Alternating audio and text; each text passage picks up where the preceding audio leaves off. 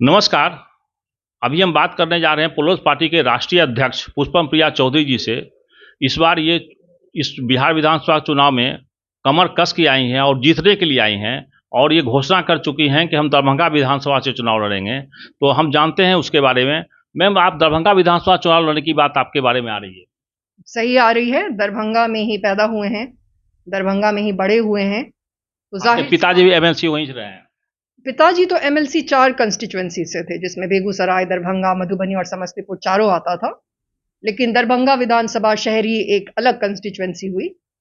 हम वहां के हैं, इसलिए वहां से लड़ रहे हैं। वहां की समस्याएं जानते हैं, वहीं पे बड़े हुए हैं, इसीलिए वहां से लड़ रहे हैं। मैम, संजय सरावगी वहां से हैं, तो क्या विकास हुआ है उनके कार्यकाल में?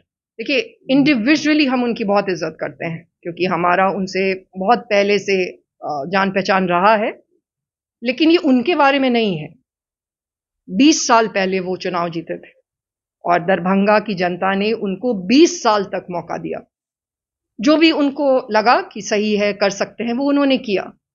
वो हमारे लिए महत्वपूर्ण नहीं है। हमारे लिए महत्वपूर्ण ये है आज कि जो दरभंगा कभी दरभंगा राज के वक्त में इतना आगे थी, मतलब आप बिल्कुल अतिशयोक्ति नहीं होगी ये कहना कि बिहार का दरभंगा, मिथिला का दरभंगा देश के one of the best cities में हुआ करता था जब दरभंगा राज का वक्त हुआ करता था।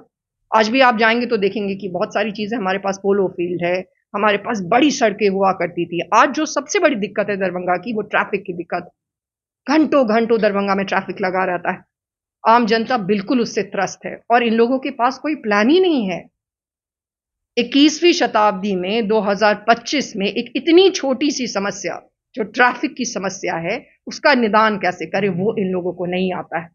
तो जिसको आता है, अब उसको करने का मौका मिलना चाहिए। लेकिन मखाना को तो जीआई टैग मिल गया मैम।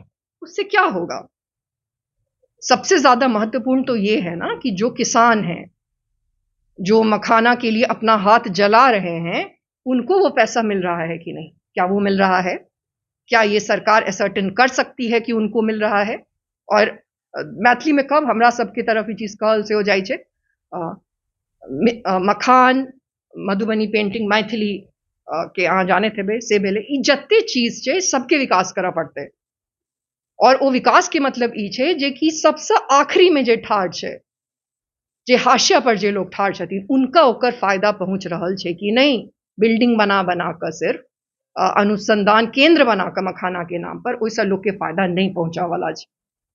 दरभंगा में फोर लेन का सब सारा विकास हो चुका है, रोड तो अच्छा बन चुका है मैम। तो फिर ट्रैफिक की समस्या क्यों है? कौन सा है, कहां है ये लेन जो कि हमें नजर नहीं आ रहा है? हमें तो कहीं कोई भी लेन नहीं नजर आ रहा। जल जमाव की समस्या क्यों है? दरभंगा मेडिकल कॉलेज हॉस्पिटल की ऐसी हालत क्यों है? सिर्फ नए नए बिल्डिंग बनाते रहने से तो काम नहीं चलेगा ना। जब आप जान रहे हैं कि उस पूरे इलाके का जो एक हॉस्पिटल है जिसपे कि आज भी गरीब जनता कंप्लीटली रिलाय करती है, वो है डीएमसीएच। फिर आप वहां पे जाके उसकी हालत देखिए, जो वहां की इमरजेंसी है उसकी आप हालत देखिए। अगर आप कभी दरभंगा में रहे हैं और आपने दरभंगा देखा है तो आपको रोना आ जाएगा, ऐसी हालत है वहां की। मैम, खास करके संजय सरावगी जी बार बार कहते हैं कि मैंने दरभंगा का काफ़ी विकास किया है, वहाँ पे बिजली, सड़क से लेकर शिक्षा हर क्षेत्र में विकास किया है।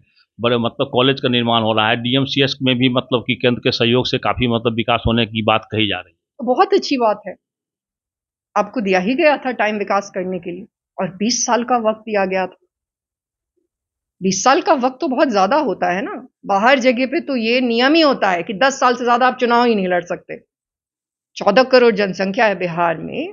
जब वो बिल्कुल युवा हुआ करते थे, हमें अभी भी याद है कि अखबार में एक खबर आई थी कि बिहार का, मिथिला का, दरभंगा का बेटा दरभंगा का विकास करेगा। और उसके बाद वो चुनाव लड़े, चुनाव में जीते भी। तो दरभंगा के बेटे को दरभंगा का विकास करने का मौका दिया जनता ने 20 साल। अब बात सिर्फ इतनी ही है कि दरभंगा की उसी उम्र की जो आज एक बेटी है, वो मौका मांग रही है विकास करने के लिए। अंतिम सवाल, दरभंगा का जो कॉमन समस्या है बाढ़ और दहाड़, जो कि खासकर नेपाल से पानी छोड़ा जाता है और हर बार सैकड़ों जमीन उस समय समा जाती है, जो झोपड़ी मकान उस पर ढह जाते हैं। क्या करेंगे इसके रोक के लिए आप विधायक बनकर के? सबसे पहले जो बिहार की सरकार है उस पर प्रेशर डालने की जरूरत होगी कि वो सेंटर पर प्रेशर डाले। क्योंकि हम अगर जीते और वहां पे एज अ विधायक सिर्फ पहुंचते हैं और मुख्यमंत्री नहीं होते हैं, तो जो भी मुख्यमंत्री होगा उस पर प्रेशर डालना पड़ेगा। ऐसा थोड़ी है कि जब आप एनडीए के साथ, मतलब जब आप बीजेपी के साथ नहीं होते हैं, तब आपको विशेष राज्य का दर्जा चाहिए होता है और बाकी सारी सुविधाएं चाहिए होती हैं, और जब आप उनके साथ आते हैं तो आप ये बातें कभी भी नहीं उठाते। तो कोई तो पहुंचना चाहिए वहां पे जो कि प्रेशर बना सके कि आप ये बातें करिए, ताकि नेपाल से बात की जा सके। और ये तो बड़ी समस्याएं होंगी। दरभंगा की बहुत छोटी सी भी समस्याएं हैं, जैसे नौकरी नहीं है वहां पे, जो पूरे बिहार की समस्या है।